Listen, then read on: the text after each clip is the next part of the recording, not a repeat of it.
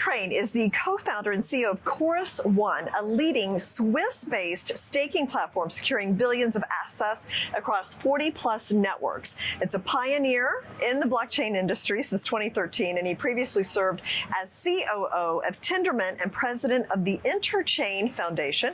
Brian also sits on the board of the Urbit Foundation and hosts Epicenter, the longest-running podcast in crypto. So great to have you here to explain all this. Thanks so much for having me, Jane. So I guess give me your story, your origin story. I kind of talked a little bit there, but what led you to be in this industry? What all have you done? Yeah, I mean, I studied economics as an undergrad, and I was very interested in kind of libertarian ideas. And then I was exploring what to do with my life, and I couldn't really find anything. And then at some point I found Bitcoin, and just the idea of having a global decentralized financial system where, you know, anyone could transact with each other, and you have an alternative also to the monetary system and to fiat currency was just super exciting to me. Yeah. So when I learned about Bitcoin, I was immediately all in. And when was that? That was in 2013. So that was very early in the Bitcoin Yeah, it was story. very early, yeah. Yeah. And how did you come across Bitcoin?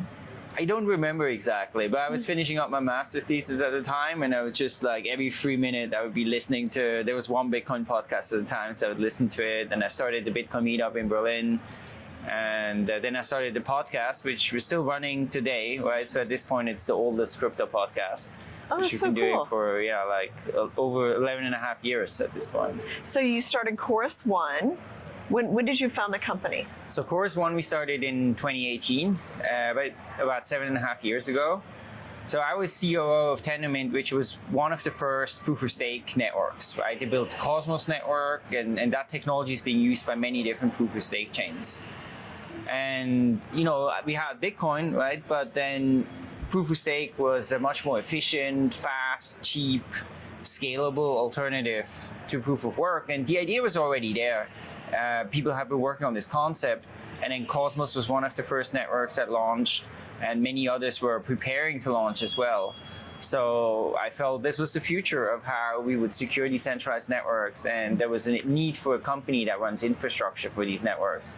And that's when we started Chorus One. And Chorus One, it was on the ground floor of Solana, which has done very well lately as people have kind of gone there from Ethereum. Explain Chorus One. What is it? What's your mission with the company? Yeah, on a high level, I think that we can have a decentralized, open financial system that's just much more powerful, right? It allows people all over the world to transact with each other. It allows people to innovate much more permissionlessly, right? You can build something and build on top of other things without having to ask for permission, right? So I think the speed of innovation we see in crypto is just way, way higher than what's possible in the traditional financial system. And Chorus One is enabling our future, right? We run all that infrastructure, help process all these transactions, and help investors participate in these networks, and then earn rewards and make a return on their proof of stake assets. So explain like the practical application. Like how would this fit into mainstream society? Yeah, so the way it fits into mainstream society is maybe from two sides, right? First of all, from the perspective of people who own proof of stake assets and they want to earn some yield on these assets. So someone can own Ethereum or Solana or Avalanche or one of these assets, and then they can use our service to earn basically interest on these tokens, right? So I think that's the one side. The other side is more like hidden. People don't really see it. But if people use one of these networks, let's say they execute a transaction on Solana, then we are one of the parties that help process these transactions, put them into blocks, make sure the chain is secure and that it runs. So we kind of run that infrastructure that's underneath all of the proof of stake blockchain networks. And there's institutional trust that would come along with this, with the blockchain technology, right? So that would be one way that would help the system. Yeah, absolutely. I mean, I think we are at this point, we're here at the New York Stock Exchange, right? So we see there's a lot of interest at this point from institutions, from the traditional financial space who are entering crypto. And so we are also kind of a bridge there, right? Because on the one hand, we operate this on-chain infrastructure. On the other hand, we work with more traditional investors. to participate in these networks. And so we work with many of the leading VC funds, we work with many of the custodians, wallets, exchanges, to all help them securely participate in proof of stake and earn some yield on their crypto. Sure. So now Chorus One operates ISO certified and insured infrastructure. So explain what that means in practice. Yeah, so when you use a proof of stake company like ours, there's some degree of trust involved, right? Because if we messed something up, then people could maybe earn out on some of the staking rewards, or in some scenarios could even lose some money. So it's important that you work with a company that you trust and that also fulfills a sort of, institutional expectations, right? Those are much higher. So for example, if we have this external certification, what does it mean? It means we have to make a complete inventory of all of the risks, like anything that could go wrong in any kind of way. We have to document everything. Then we have to basically say, okay, for every risk, what is the way to mitigate it? What is the way to reduce this risk or deal with it? And then you have external auditors who come in and they verify that you actually comply with all of this, and then they give you a certification. And so, institutional customers, they want the company to kind of live to that, up to that sort of standard. So that's one part of being kind of institutional staking company. It's not easy to do that, right? So I think that's why you only have a limited number of companies that really are able to live up to that institutional standard. So what's next for Chorus One?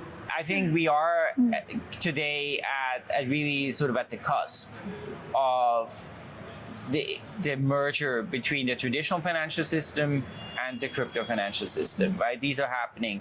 And I think this has taken a long time to go, but I think once traditional institutions, they sort of start the ball rolling, right, it keeps going, right? And then I think there's an avalanche that's coming, and that's not going to stop. And so I think we are kind of at that point. And we see that accelerating. I mean, we see the regulatory changes in the US, right? We see now the market also picking up again. I think it's reflecting all of those things. So I think that's on the one hand. On the other hand, then blockchain applications are maturing, right? Scalability is getting better, user experience is getting better, payments much more on chain. So I think what we're going to see is a tremendous amount of growth in terms of usage of crypto networks, usage of proof of stake, and participation from different types of investors, and so we are here to enable that future. So we're happen to be talking as Bitcoin crossed for the second time 100,000. What do you think about the Bitcoin price? I mean, do you feel like you want to predict it? Where do you see things going? What will be the catalyst behind where we'll see cryptocurrencies go? I mean, the macro environment is extremely positive, right? On the one hand, we have the US, which now has become very crypto positive, right? Crypto supportive. Total different change. Complete change, right? So that, of course, changes everything, right? It really gives sort of the impetus for institutions to say, okay, I can go ahead, I can go in there. It also means that all the countries in the rest of the world, they have less ability to crack down on crypto because people just say, oh, the largest market is like pro crypto. So so I think we have that regulatory environment that's changed. We have a rapid acceleration, right, in the institutional adoption. Right, you have things like the BlackRock Bitcoin ETF, 60-ish billion at this point. So I think the price is really reflecting that. And I think we are going to see that continue to accelerate. So I would say I'm very bullish what the crypto market is concerned. Brian, thank you so much. Very interesting. Thank you so much, Jane, for having me.